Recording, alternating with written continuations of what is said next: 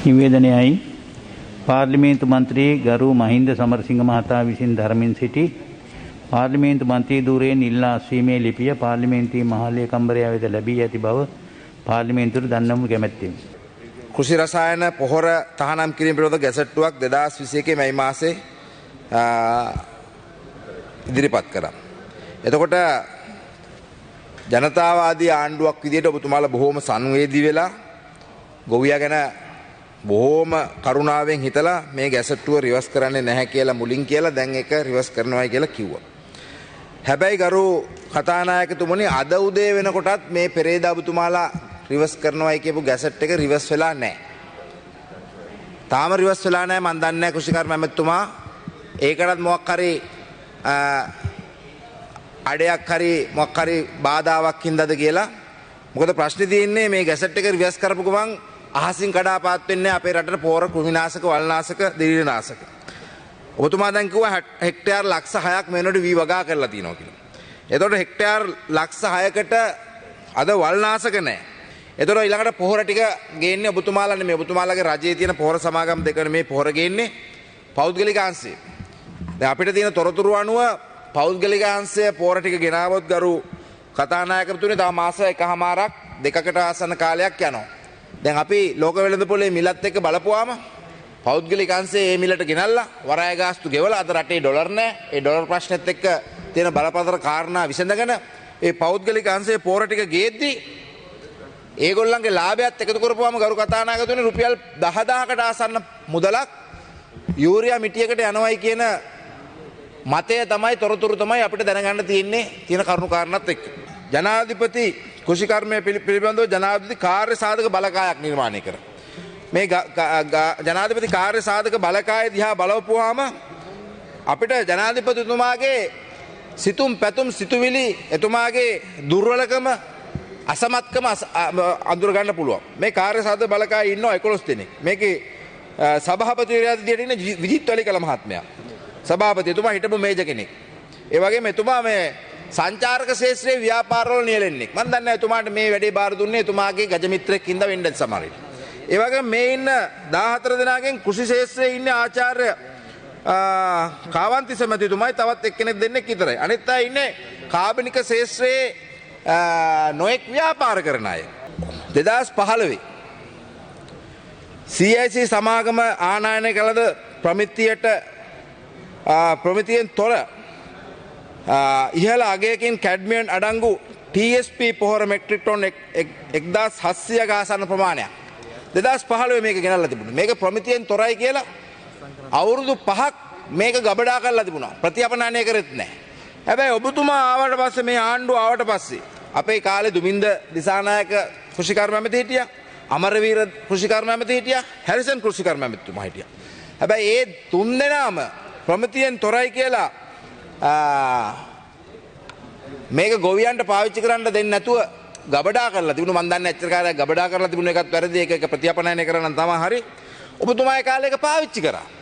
අද අප රටේ ජනගහනයෙන් සැලකිය යුතු ප්‍රතිශතයක් බෝ නොවන රෝග නිසා පීඩාවට පත්වීම පිටුපස ඇති ප්‍රධානතම සාධක අතුරින් වසවිස පිරුණු ආහාර, අපිරිසිදු පානීය ජලය හා අපේ වැරදි ආහාර පරිභෝජන රටාවන් ප්‍රමුඛ බව අදාළ ශේෂ්ත්‍රවල විද්වතුන් ප්‍රකාශ කරනවා.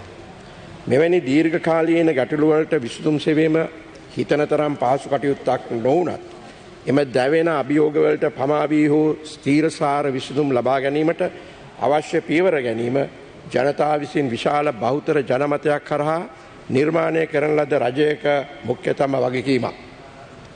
එබැවින් මා විසින් පසුගිය අයවැය අවස්ථාවේදී හඳුන්වා දෙන ලද වාරි සෞභාග්‍ය ජාතික වැඩපිළිවෙල එම දීර්ඝ එහෙත් පරිවර්තනීය ගමනක ප්‍රබල මූලාරම්භයක් වී ඇති බව අතිශය සාර්ථක ඉලක්ක සපුරාගත් වසරක් අවසානයේදී මා පවසන්නේ මහත් සොම්නසි. මහින්දානන්ද අලුත්ගමගේ කුෂිකර්ම අමාත්‍යතුමා හිටපු ජනාධිපති මෛත්‍රීපාල සිරිසේන මහත්මයා ගැන කියනවා. ඔහු පාවිච්චි කරන ලද වාහන ප්‍රමාණ ගැන, ඔහුගේ නිවසේ දිග පළල නේද මහජනයාගේ ධනය විනාශ කරන ආකාරය පිළිබඳ කියනවා. හිටපු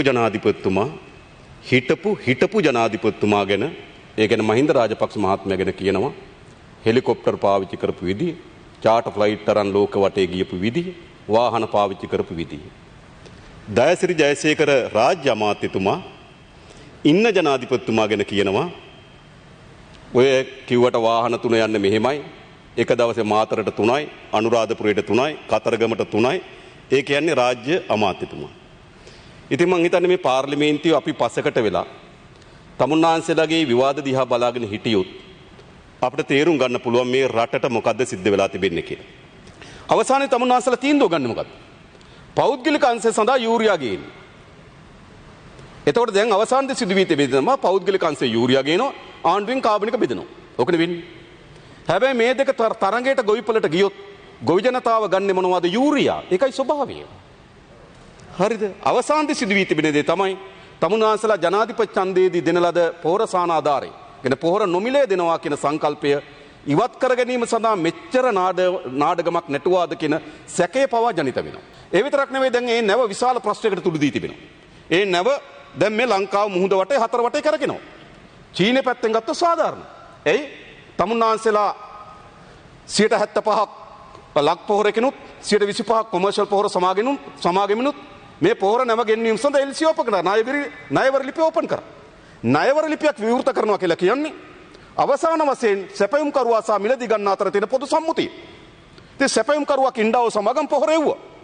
දැන් තමුන්නාන්සලා කියනවා ගන්න නැහැ කියලා. ගන්නත් බෑ. මේකනේ ප්‍රශ්නේ. හැබැයි අපි දැනගන්න කැමතියි. සාක නිරෝධායන සේවයේ සාම්පල් පරීක්ෂා කිරීමට පෙර මේ ණයවර ලිපි නිකුත් කරේ කවුද? අද ඩොලර් මිලියන 9කට ආසන්න මුදලක් වන්දිගමට සිදු වී තිබෙනවා. තව බේරුම් කරන මණ්ඩලයකට ගියොත් අපිට තවත් විශාල ප්‍රමාණයක් වන්දිගමට සිද්ධ වෙනවා.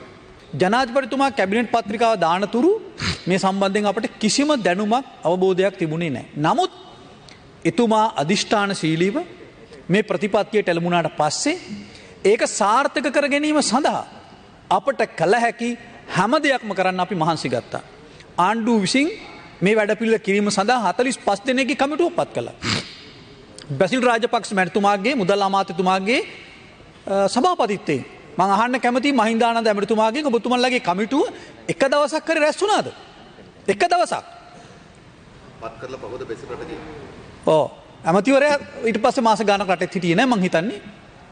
දෙවනුව ඔබතුමන්ලා 22ක කමිටුවක් පත් කළා භාගයක් හලලා. ඒ කමිටුව එක දවසක්වත් රැස් වුණාද? මේ ආනයනය කර කාබනික පොහොර චීනෙන් ආනයනය කර කාබනික පොහොර නැව දැනට දින 70කටත් වැඩිය මහමෝදේ. දුකේදීත් සැපේදීත් අපි එක්ක හිටපු අපේ මිත්‍රයා අපේ සහෝදරයා ඒ චීන රාජ්‍ය අද අපිත් එක්ක විරසක වෙලා. පක්ෂ විපක්ෂ සහ මාධ්‍ය නිලධාරීන් මේ සියලු දෙනාම මේකට වග කියන්න ඕනේ. ඇනෝම් කළ පොහොර තොගවලින් එකවර ලබාගත් සාම්පල් දෙකක් දෙපැත්තට අපි ඇරියා. එකක් තමයි ශ්‍රී ලංකා ප්‍රමිති ආයතනයට ඇරියා. අනිත් සාම්පල් එක ආරක්ෂණ ආයතනයට ඇරියා. ශාඛා ආරක්ෂණ ආයතනයට ඇරියා. ශ්‍රී ලංකා ප්‍රමිති ආයතනය කියනවා මේක අහිතකර ශුද්ධ දීවින් නෑ. මේ පොහොර තොගය රටට ඇතුළත් කර ගැනීමට සුදුසුයි කියලා. එකම රජයෙන් පාලනය වන ශාඛා ආරක්ෂණ ආයතනයේ රසායනාගාරය කියනවා මේක අහිතකරයි ශුද්ධ දීවින් ඉන්නවා කියලා. මේ මහා කන්නයට නැනෝ නයිට්‍රජන් මිලිලීටර 500 බෝතල් ලක්ෂ 18ක් අවශ්‍යව තිබුණත් මේ රටට ගේන්න පුළුවන් උනේ තවත් බෝතල් 1,89,000ක් පමණ. ඒකෙන් අපි තවම සල්ලි දීලා තියෙන්නේ ලක්ෂයකට විතර. නමුත් හිතාමතා මේ අරුබුදය ඇති කරලා බොරු සංඛ්‍යාලේඛන ඉදිරිපත් කරලා නොකල හොරකමක් ගැන බොරුවට අපිට චෝදනා කරනවා. ඉන්දියා රජයෙන් Tamanගේ ගුවන් හමුදාවෙන් ගුවන් යානා මගින් නොමිලේ තමයි අපිට මේ බඩු ටික ඔක්කොම ගෙනල්ලා දුන්නේ. ඒ වෙනුවෙන් කිසිම ගෞරවයක් හෝ ස්තුතියක් අපි තවම ඉන්දියන් රජයට තවම පිරිනමලත් නැහැ. The government today on its part has started using the army more and more in order to control its dissatisfied people, Sinhala, Tamil, Muslim or others. The country now seems to be dependent entirely on its armed forces and its retired fraternity to run this government. The highest allocation in this budget has been made to the Ministry of Defence. Direct military allocation to all armed forces is a staggering 308 billion rupees. This is 12.3% of the total estimated government expenditure of rupees 2.5 trillion. This is an increase of 1.74% from the 2021 allocation. Use of the army seems to be given preference in recent times more and more. The Honourable Minister of Finance Honorable Basil Rajapaksa said in his budget speech the other day that the government employees have turned out to be a big financial burden on the country. But that is not so. Even after the war, continuing to keep an armed force far in excess of the country's needs, paying their salaries and other infrastructural dues, bringing back officers of the armed forces after their retirement, employing them in high governmental posts and in the foreign service has become a huge drain on the country's finances. It is not the government employees who are a drain on the country's finances. Maybe there is a lack of fraternal communication between the President and the Minister of Finance on these matters. The huge sum now paid to the armed forces, if reduced, could be used to pay off part of our foreign debts or on agricultural and irrigational projects. මේ සාටක පෝෂක නාඩගම නටපු මේ රාජපක්ෂල පසුගිය අවුරුද්දේ මැයි මාසෙදි තමයි බැසිල් රාජපක්ෂ මැතිතුමාගේ ප්‍රධානත්වයෙන් මේ කාර්යසාධක බලකායක් පත් කරන්නේ. ඒ කාර්යසාධක බලකායට cabinet අමාත්‍යවරුන් 5 දෙනෙක් ඉන්නවා. ආණ්ඩුකාරවරියක් රාජ්‍ය අමාත්‍යවරු 14 දෙනෙක් ඉන්නවා. චමල් රාජපක්ෂ, සීබී රත්නායක, මහින්දානන්ද අලුත්ගමගේ, මහින්ද අමරවීර, රමේෂ් පතිරණ යන කැබිනට් අමාත්‍යවරුන්ද මෙම කාර්යසාධක බලකායට ඇතුළත්. ව්‍යාපාරික දිලිත් ජයවීර සහ රජයේ වෛද්‍ය නිලධාරීන්ගේ සංගමේ සභාපති විශේෂඥ වෛද්‍ය අනුරුද්ධ පාදනීය යන මහත්වරුන්ද මෙම බලකායට පත් කර තියෙනවා. ඔන්න ඔහොම තමයි හරිත කෘෂි කර්මාන්තය කාබනික කෘෂි කර්මාන්තය කරන්න ගිහිල්ලා අනාගත එකේ ආරම්භය තියුනේ. හැබැයි ඉතින් ටික දවසක් ගිහිල්ලා මේ කමිටුවත් රිවර්ස් කරලා වයිල් හොලිඩේ ආයතනයේ සභාපති විජිත් වැලිකලගේ සභාපතිත්වයෙන් තවත් කණ්ඩායමක් පත් කළා. කෘෂි වියත්තු කැලේ ව්‍යාපාරිකයන් වන මොහොමඩ් අනිල් ජුනයිඩ්, ජීවක අතපත්තු, හර්මන් ගුණරත්න වගේ කණ්ඩායම් මේ කෘෂි කර්මාන්තය ගැන තීන්දුව ගත්ත තීන්දුව දුන්නා. එතකොට මේ කමිටු Tamanගේ වගකීම ඉෂ්ට කරාද නැද්ද? මේ කාර්යසාධක බලකායන් වැඩ කරාද නැද්ද? එතකොට මේ අස්වැන්න අද අහිමි වෙලා තියෙනකොට රටට මහ විශාල පාඩුවක් වෙලා තියෙනකොට මේ කමිටුවල හිටපු අනිත් අය වග කියන්නේ නැද්ද? කෘෂිකර්ම අමාත්‍යාංශයේ වැය ශීර්ෂය අද කතා කරනකොට කෘෂිකර්ම ඇමතිතුමාට බිලියන 24යි අයවැයෙන් වෙන් වෙලා තියෙන්නේ. හැබැයි රාජ්‍ය ඇමතිතුමාට රාජපක්ෂ කෙනෙක් නිසාද මන් දන්නේ බිලියන 45.8ක් වෙන් කළා තියෙනවා. ඒක මම පස්සේ උත්තර දෙන්න ඔබතුමා කතාවේ මේ වෙන් කළා තියෙන මුදල තියෙන්නේ. එතකොට මන් දන්නේ මේකේ ඇත්ත කතාව මොකද්ද වෙන්නේ කියන එක. එතකොට මේ වල්නාශක වෙනුවට දේශීය ක්‍රම යෙදවීම සඳහා එතකොට මිලියන 400ක් අයවැයෙන් වෙන් කළා. එතකොට ඊට අමතරව කාබනික වගාවට යොමු කරන්න මිලියන 35000ක් අයවැයෙන් වෙන් කරා කියලා කිව්වා. හැබැයි අපි අමිනුමේ නම් ඒක දැක්කේ නැහැ. කාබනික පොහොර නිපදවීමට හෙක්ටයාර් 12500 බැගින් ගොවීන්ට ලක්ෂ 6ක් දෙනවා. එතකොට අනික් පැත්තෙන් රසායනික පොහොර ගේනවා. එතකොට දැන් කාබනික වගාවට වියදම් කරපු සල්ලි වලට මොකද කරන්නේ? ඒ වගේම තමයි වැව් ටික හදනකොට මන්තීරුවක් හදනකොට එක පැත්තකින් ඇවිල්ලා උද්ඝෝෂණය කරන්න හදනවා.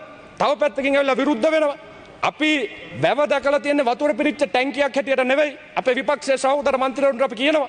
අපි මේ ටැංකියක් හැටියට විතරක් නෙවෙයි, ජලාශයක් හැටියට විතරක් නෙවෙයි. මේ රටේට අපි උරුමකම් කියන්නේ වැව් සංස්කෘතියකට. වැව් සංස්කෘතියට උරුමකම් කියන රටක් අපි.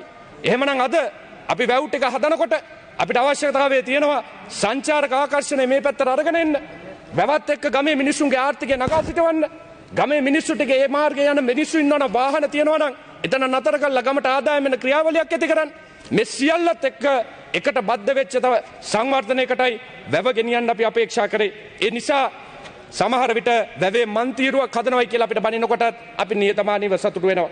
තව පැත්තකින් ගත්තාම එන්නත් කරන්නේ කියලා පැයට පැයකමාර පොලිමේ හිටිය කියලා බනිනවා. හැබැයි 180කටත් එහා ගියපු එන්නත් කරන එකට මේ රට ගෙනියන්න පුළුවන්කම ලැබුණා. ජනතාවට අහුම්කම් දෙන ජනතාවාදී ආණ්ඩුවක් හැටියට තමුන්නාන්සලා මේ රසායනික පොහොර ඉල්ලපු නිසා අපි මේක ගේන්න අවස්ථාව දුන්නා. ඒ සඳහා පෞද්ගලික වෙළඳපොළට ඒ සඳහා අවස්ථාව ලබා දීලා තියෙනවා. හැබැයි රජයේ කිසිම සමාගමක් අපි පොහොර ගේන්නේ නැහැ. රජයේ ප්‍රතිපත්තියේ කිසිදු වෙනසක් නැහැ. අපි ඒක තමුන්නාන්සලාට පැහැදිලිව කියන්න ඕනේ. නලින් බණ්ඩාර මන්ත්‍රීතුමාගේ බටු ගෙඩියක් ගෙනලා පෙන්නුවා. මාළු මිරිස් කරලා පෙන්නුවා. බොංචි කරලා ගෙනලා පෙන්නුවා. මම ඒ පිළිබඳ විපක්ෂයේ මන්ත්‍රීවරයෙක් හැටියට ඔබතුමා ගන්න පිළිබඳ මම විරුද්ධ නැහැ. ඔබතුමා කිව්වේ රසායනික පොහොර නිසා අද එළවලු මිල ඉහළ ගිහිල්ලා මිනිස්සුන්ට ජීවත් වෙන්න බෑ. හැබැයි ඔබතුමා ඊයේ අදයි එළවලු මිල ගිහිල්ලා බලන්න. අද ඔබතුමාලට කියන්න ඕනේ අද කැරට් කිලෝ එක 250යි, ගෝවා කිලෝ එක 230යි, අද ලීක්ස් කිලෝ එක 240යි, අද අල කිලෝ එක 210යි. ද 400ට තිබුණ එළවලු මිල බැස්සා. දැන් එතකොට අපි දවස් දෙකෙන් රසායනික පොහොර දුන්නද? නෑ. මේක වෙළෙන්දෝ මිල වැඩි කරා. පාරිභෝගිකයා මිල ගන්න එක නැති කරා. වෙළෙන්ද මිල බැස්සුවා. අවසාන වශයෙන් ප්‍රශ්න කීපයක් ඔබතුමාලා ඉදිරිපත් කළ ප්‍රශ්න පහක් කතානායකතුමනි. පළවෙනි එක නලින් බණ්ඩාර මන්ත්‍රීතුමා ගැසට් එක නලින් බණ්ඩාර මන්ත්‍රීතුමා මේ ගැසට් එක මුදල් අමාත්‍යාංශයෙන් තමයි ඉදිරිපත් කරේ. ඒ නිසා ගරු බැසිල් රාජපක්ෂ ඇමතුමාට මේ ගැසට් එක ඉදිරිපත් වෙලා තියෙනවා. අද අත්සන් කරයි කියලා මට ආරංචිය ලැබුණා. ඒ නිසා අද රාත්‍රී වෙනකොට මේ ගැසට් පත්‍රය නිකුත් වෙනවා. ඒක අපේ අමාත්‍යාංශයෙන් නෙවෙයි. ඒක මුදල් අමාත්‍යාංශයෙන් නිකුත් කරන්නේ. ඊළඟට ඔබතුමාලා කිව්වා දැන් යූරියා දැම්මත් වැඩක් නැහැ. යූරියා ලෝක වෙළඳපොලේ මිල ඉතාම ඉහළයි ගොවිය කොහොමද ගන්න කියලා. ඒක අපේ රටට සීමා වෙච්ච ප්‍රශ්නයක් නෙවෙයි. මුල කතානායකතුමනි ඒක ඉන්දියාවේ ගොවියටත් එකයි, පාකිස්තානයේ ගොවියටත් එකයි, ලංකාවේ ගොවියටත් එකයි. ලෝක වෙළඳපොලේ පොහොර පමණක් නෙවෙයි සියලු භාණ්ඩ ඉහළ ගිහිල්ලා.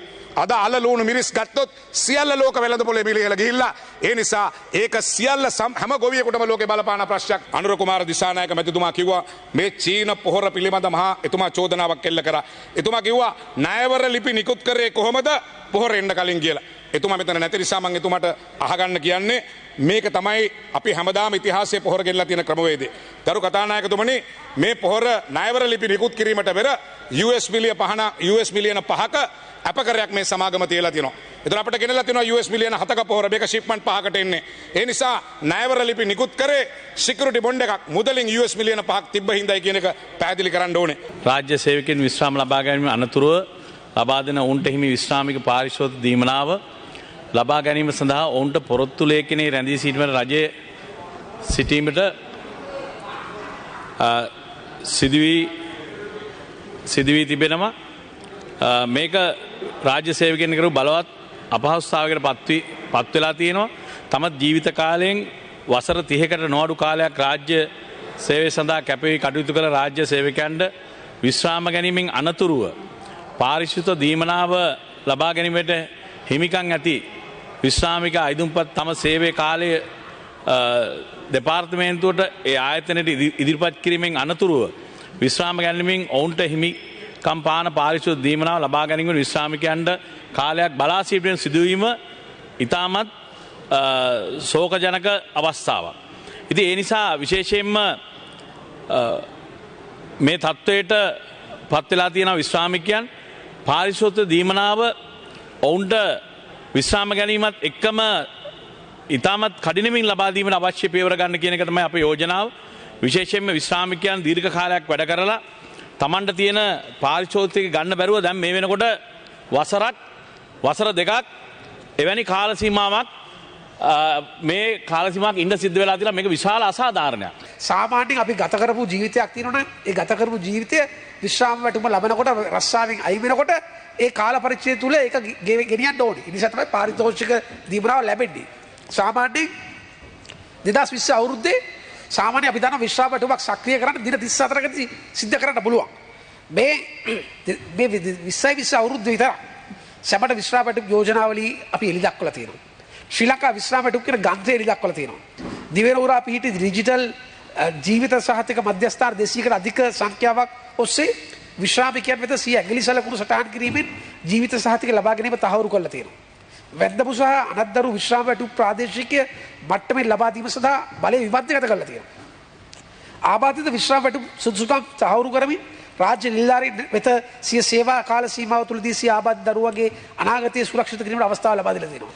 එකම විශ්‍රාම වැටුප් අයිදුම්පත් සම්පූර්ණයෙන් මාර්ගගත ක්‍රමයක් ඔස්සේ යොමු කරන අවස්ථාව ලබා දීලා තියෙනවා.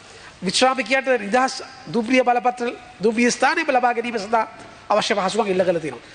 අප්‍රමාදව විශ්‍රාම පාරිතෝෂිත ගෙවීමට මුදල් අමාත්‍යාංශය විසින් අංක BD ඇල ඉරක් GPS ඇල ඉරක් 253 ඇල ඉරක් 9 ඇල ඉරක් 1 සහ 2014 6/18 දිනති ලිපිය මගින් ලබා දුන් අනුමැතිය මත රාජ්‍ය බැංකුව වන මහජන බැංකුව ලංකා බැංකුව සහ ජාතික ඉතිරි කිරීමේ බැංකුව විසින් සපයනු ලැබූ චක්‍රීය ණය යෝජනා ක්‍රමය මගින් 2014 අප්‍රේල් මාස සිට 2018 දෙසැම්බර් 31 දක්වා විශ්‍රාමිකයින්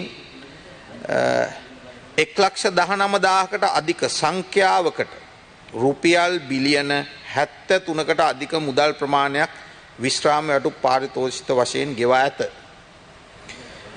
අංක 2 අංක 18 ඇල ඉරක් 1725 ඇල ඉරක් 809 ඇලයිරක් 0.68 දරන 2018 7:30 දිනති අමාත්‍ය මණ්ඩල පත්‍රිකාව. ඒ කියන්නේ ගරු ඔබතුමන්ලගේ රජයේ කාලේ සඳහා 2018 8:14 දින ගනු ලැබූ තීරණය අනුව නැවත මහා භාණ්ඩාගාරයේ සපයන අක්මුදල් මගින් 2019 1 දින සිට පාරිතෝෂිත ගෙවීම් ආරම්භ කළ අතර මේ දක්වා රුපියල් මිලියන 76850කට ආසන්න මුදලක් විශ්‍රාමිකයින් වෙත පාරිතෝෂිතකයේ ලෙස ගෙවා ඇත.